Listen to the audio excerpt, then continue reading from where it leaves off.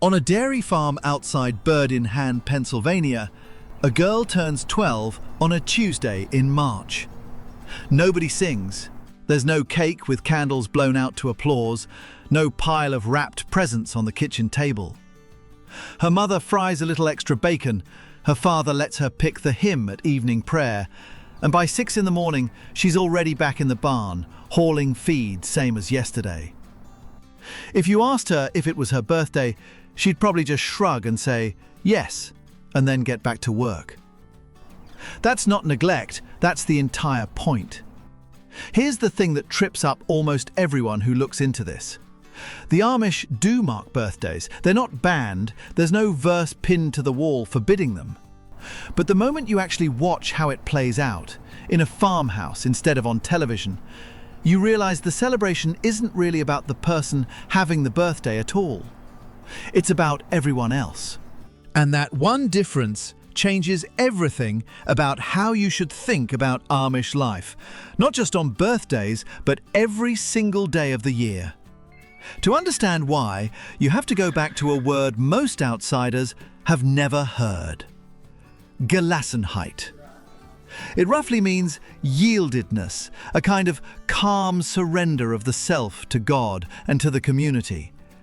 It's the quiet engine running underneath almost every choice an Amish family makes, from the black buggies to the plain dresses, to the fact that nobody in that farmhouse is going to stand a 12-year-old up on a chair and make the whole room look at her. Because standing out is the danger, not sin in the fire and brimstone sense, but something the Amish take just as seriously, called hochmut, pride. The elevation of self above the group.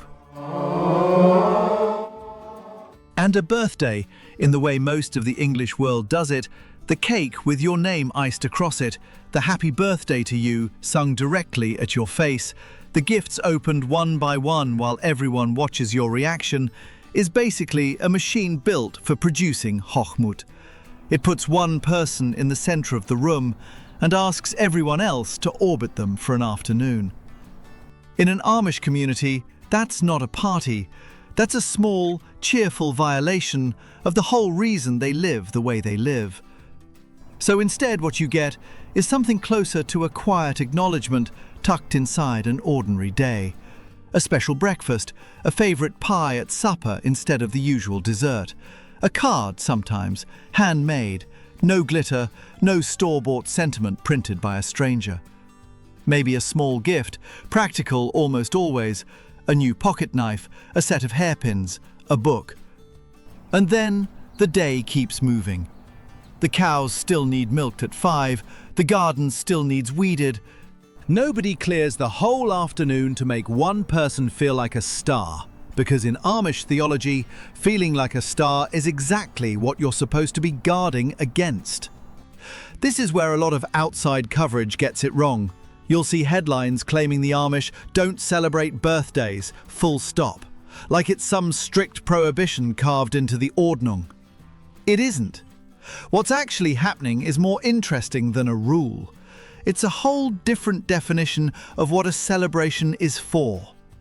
English birthday culture asks, how do we make this person feel special, seen, singled out? Amish birthday culture asks something almost opposite. How do we mark this day without making anyone feel more important than the family, the church, or God? Same occasion, completely different question being answered underneath it. And once you see that question, you start noticing it everywhere else in Amish life, not just on birthdays. Look at an Amish barn raising. 50, sometimes 100 men show up before sunrise, and by sundown, there's a finished structure standing where there was nothing but a foundation that morning. Nobody signs their name to a wall. Nobody gets a plaque. The barn belongs to the family that needed it, and the credit belongs to the community that built it. And if you tried to ask who did the most work, you'd probably just get a shrug, because that's not really a question anyone's keeping score on. Look at Amish schooling, too. Report cards exist, but you won't find honor rolls posted with names ranked 1 through 30. Teachers are trained specifically to redirect a child who's showing off academically, gently, the same way a parent redirects a child bragging about a new toy. Excellence is fine. Excellence pointed at yourself, the thing that makes other kids feel smaller by comparison, is the part that gets quietly corrected. Even funerals follow the same logic, which sounds strange until you think it through. An Amish funeral is plain. No eulogy praising the individual accomplishments of the deceased, no slideshow of highlights from a life well lived. The service centers on scripture, on the community's shared hope, not on cataloging what made this one person special. Birth, achievement, death. All three of the biggest moments a human life offers up for celebration, and in every one of them, the Amish deliberately turn the spotlight away from the individual and back toward the group. To really understand why a birthday can pass so quietly, you almost have to understand what an ordinary day already looks like on a farm like that one. Amish mornings start early, 4:30 or 5, well before the sun's done anything but hint. There's no alarm clock buzzing on a phone because there's no phone. It's a hand on a shoulder, or a rooster, or just decades of a body that knows what time it is without being told. The cows get milked whether it's someone's birthday or not, whether it's raining sideways or not, whether there's a wedding happening 2 farms over or not. Livestock doesn't check a calendar, and neither does the work that follows it. Breakfast is big. Eggs and scrapple and bread with apple butter because the morning ahead burns through calories fast. Then it's the fields, or the barn, or for the daughters, often the garden and the wash and whatever's cooking for the noon meal, which in a lot of these households is still the biggest meal of the day. Children start pulling their weight astonishingly young by outside standards. A 6-year-old is gathering eggs. An 8-year-old is already trusted with a horse and a small wagon on the farm's own lanes. By the time that girl in bird in hand turned 12, she wasn't a kid being handed light chores to keep her busy. She was doing work the family actually depended on. The kind that, if she didn't do it, someone else would have to, and that someone would be tired already. That's not framed as a burden in Amish households. It's framed as belonging. You matter because the farm needs you, not because a room full of people clap for you once a year. And that's really the quiet engine behind the whole birthday question. In a household running on that kind of daily interdependence, a birthday isn't a gap in the routine, waiting to be filled with celebration. It's just another day the family needs each other, exactly as much as the day before. Stopping everything to make one person the center of attention for 6 or 8 hours doesn't read as generous in that context. It reads as a strange kind of debt everyone else has to cover.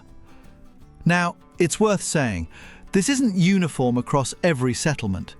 Amish culture isn't one single rule book, stamped out across Ohio, Pennsylvania, and Indiana. Some more progressive Old Order communities let birthdays get a little livelier, especially for young kids. A few balloons, a slightly bigger cake, cousins running around the yard until dark. Stricter settlements keep it closer to nothing at all, a card and a nod and back to the fields. But even at the livelier end, you will almost never see the thing that defines an English birthday party.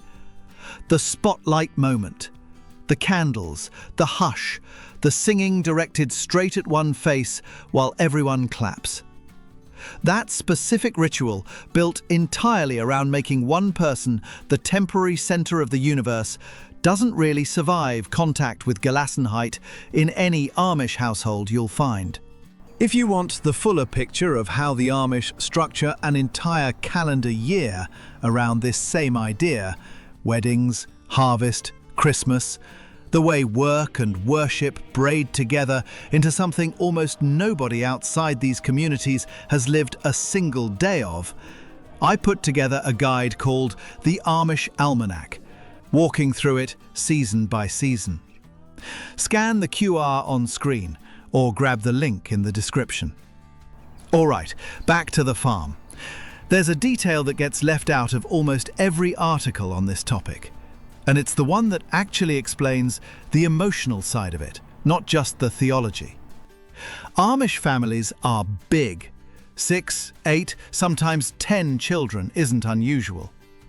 If every single birthday in that household got the full production, the cake, the presents, the day off from chores, the family would be throwing a party roughly once a month for 2 straight decades.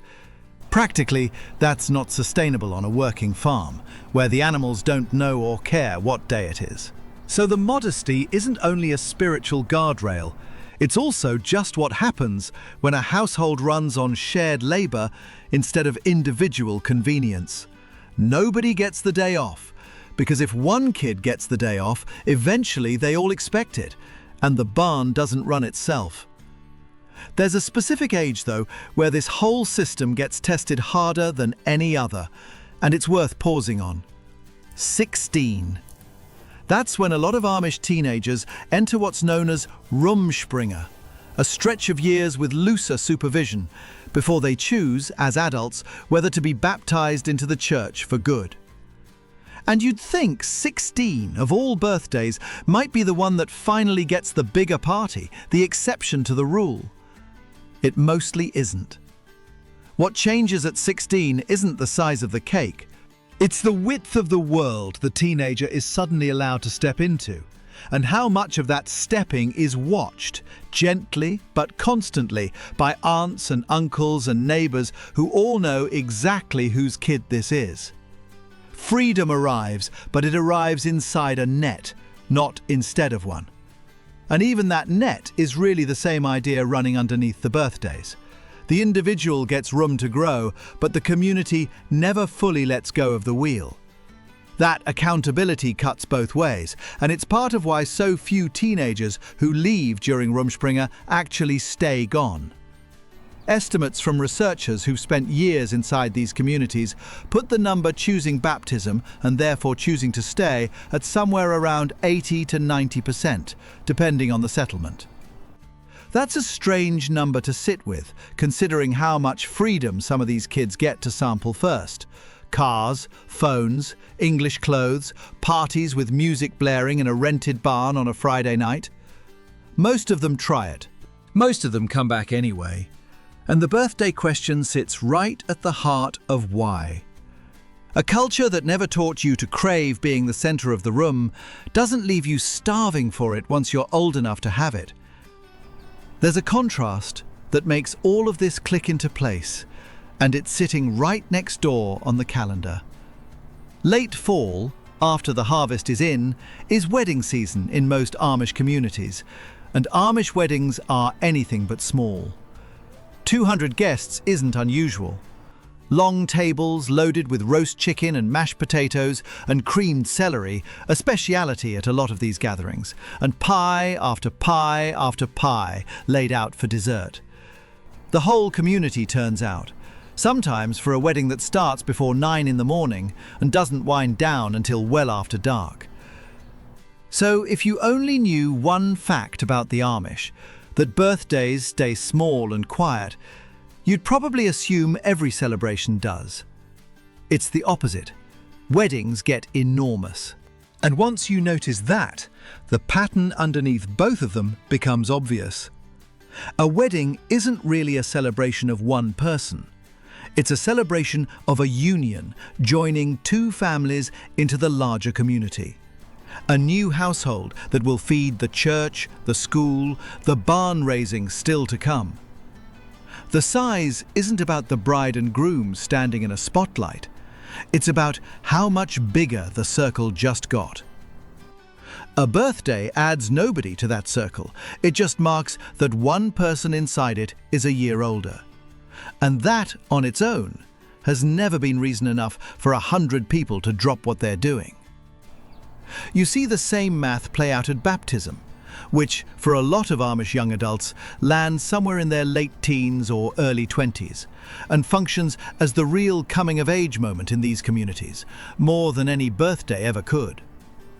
Baptism gets a service, it gets a gathering, it gets recognition, real recognition, from the whole church district. But even there, the day isn't framed as an individual achievement being applauded. It's framed as a vow. The young adult isn't being celebrated for who they are. They're being welcomed for what they're now committing to carry, alongside everyone else kneeling in that room. Compare that to a sweet 16 or a milestone birthday out in the English world, built almost entirely around honouring a person simply for existing that long. And you can see just how differently these two worlds have decided to spend their biggest days of recognition. It's worth remembering, too, that this isn't a community frozen in the past out of ignorance of anything better. Plenty of these adults have spent real time outside during Roomspringer. Plenty have tasted exactly what a big, loud birthday party feels like, balloons and all, before choosing, deliberately, to come back to the quiet version. That's the part that should actually give you pause. It's one thing to never know what you're missing. It's another thing entirely to know exactly what you're missing and decide the quiet version was better all along. Ask an Amish parent why they raise their kids this way, and you'll rarely get a lecture about doctrine. You'll get something quieter. A sense that a child who never learns to want the spotlight grows into an adult who doesn't need it either. And that adult tends to be, by most accounts from people who spent real time in these communities, remarkably content. Not because they got less, because they were never taught to measure their worth by how loudly a room celebrated them in the first place. The English world spends an enormous amount of energy chasing the feeling an Amish birthday deliberately withholds. And you have to wonder sometimes which household actually ends up more at peace with an ordinary Tuesday. So the girl in bird in hand goes to bed that night the same way she woke up.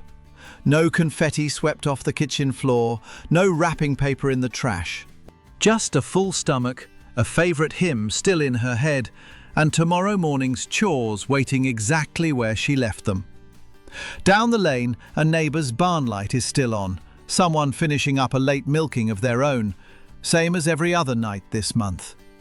Nobody out there knows it's her birthday either, and it wouldn't change a thing about their evening if they did. She turned 12 today. The barn doesn't know that, and in the world she was raised to believe in, it isn't supposed to. That's the real trade the Amish are making every time one of these quiet birthdays comes and goes. A little less spotlight for the individual, a little more steadiness for everyone standing around them. Most of us grew up assuming that trade only goes one way, that being seen is always worth more than being steady. Spend enough time looking at how these communities actually live, and that assumption starts to feel a lot less settled than it used to.